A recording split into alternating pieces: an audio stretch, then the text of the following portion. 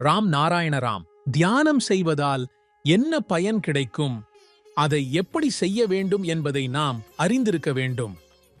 மேலே இருக்கின்ற ஆகாயமும் தியானம் செய்கிறது. அது தன்னை பற்றியும் உலகத்தையும் பற்றியும் யோசிக்கிறது. இந்த உலகம் எப்படி இயங்க வேண்டும், எங்கு வரை செல்ல வேண்டும் என்பதை அது யோசிக்கிறது. யாருக்காவது அறிவை வழங்க வேண்டும் என்றால் அதை எவ்வாறு வழங்க வேண்டும் என்பதை அது யோசிக்கிறது.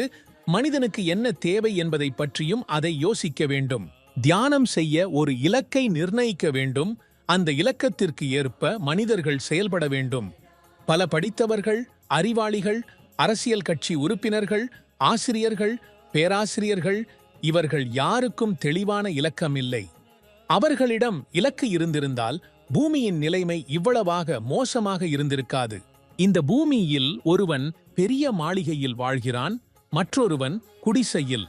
பூமியில் தனிப்பட்ட உரிமை என்ற ஒன்று இல்லையெனில் இத்தகைய வேறுபாடுகள் இருக்காது.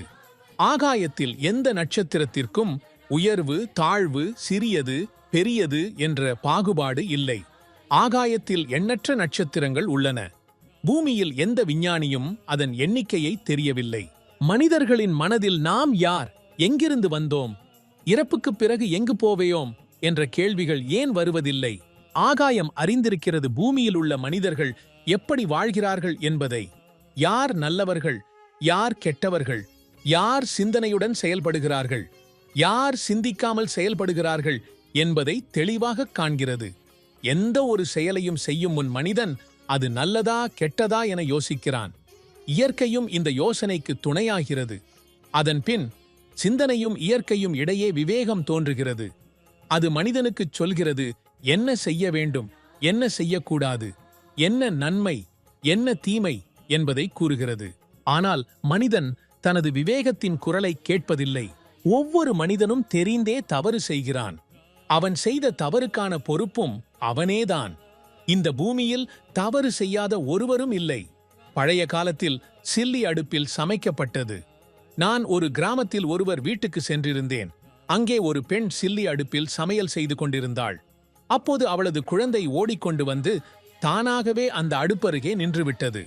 அவளது தாயால் அது நிறுத்தப்படவில்லை. ஆனால் அந்த குழந்தையின் விவேகம் அது தீக்காயம் அடைவதை தடைத்து நிறுத்தியது.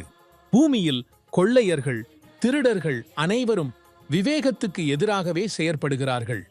ஒருவர் நினைப்பார், எனது தந்தை பணக்காரர், ஆகவே நானும் பணக்காரன். ஆனால் இது எவ்வளவு காலம் நிலைக்கும் என்பதை அவர் அறியார். முந்தைய நாட்களில் பல பேரரசர்கள் இருந்தனர். அவர்கள் அனைவரும் சென்று விட்டார்கள். முள்ளுக்கர்கள் இருந்தனர், அவர்களும் சென்று விட்டார்கள். பிரிட்டிஷ் ஆட்சி இருந்தது, அதுவும் போய்விட்டது. இந்தியாவில் முன்பு காங்கிரஸ் ஆட்சி செய்தது, இப்பொழுது பாஜக ஆட்சி செய்கிறது. அவர்கள் நல்ல வேலை செய்கிறார்கள். உலகமே மோடி மோடி எனச் சொல்கிறது. மனிதன் அறிந்தே தவறு செய்கிறான். ஏனெனில் இந்த உலகின் முறைமையே தவறானது. இந்த முறைமையே மனிதனை திருடனாக மாற்றுகிறது, கெட்டவனாக மாற வைக்கிறது. முன்பு நாட்டில் ராஜ்யம் இருந்தபோது ஒரு ராஜா கூட அதிக திருட்டு செய்ய முடியவில்லை. ஆனால் இப்போது ராஜ்யம் இல்லை, எல்லோரும் ராஜாக்களாகவே மாறிவிட்டனர். அமைச்சர்கள் ராஜாக்கள், எம்பி, எம்எல்ஏக்கள் ராஜாக்கள், கிராம பஞ்சாயத்து உறுப்பினர்களும் ராஜாக்கள். இவர்களில் ஒருவரும் நேர்மையற்றவர்கள். பூமியில் இருந்து தனிப்பட்ட உரிமை நீக்கப்பட்டால் பூமி நன்மை அடையும். கடவுள் ஏற்கனவே பூமி, இயற்கை, காற்று, நீர் ஆகிய அனைத்தையும் உருவாக்கி வைத்துள்ளார். மனிதன் பூமிக்கு வரும்போது எந்த ஒரு துன்பமும் இல்லாமல் வாழ வேண்டும் என்பதற்காக. கடவுள் இவ்வளவு அறிவுள்ளவர் என்றால் மனிதன் ஏன் அறிவில்லாதவனாக இருக்கிறார்? இயற்கையே நம் எதிர்காலம், நம் கடந்த காலம், நம் நிகழ்காலம் என்பதை கருத. Why can't we think like that? மனிதன் இயற்கையை தாயாகவும் தந்தையாகவும் குருவாகவும் ஏற்றுக்கொண்டால் மனிதனால் உருவாக்கப்பட்ட எந்த ஒரு பொருளும் அவனுக்கு தேவையில்லை. எனவே இயற்கையை உங்கள் வாழ்வின் அடிப்படையாக கொண்டிடுங்கள். அதே நேரத்தில் ராம் நாராயண ராம் என்பதை கணம்தோறும் ஜபியுங்கள்.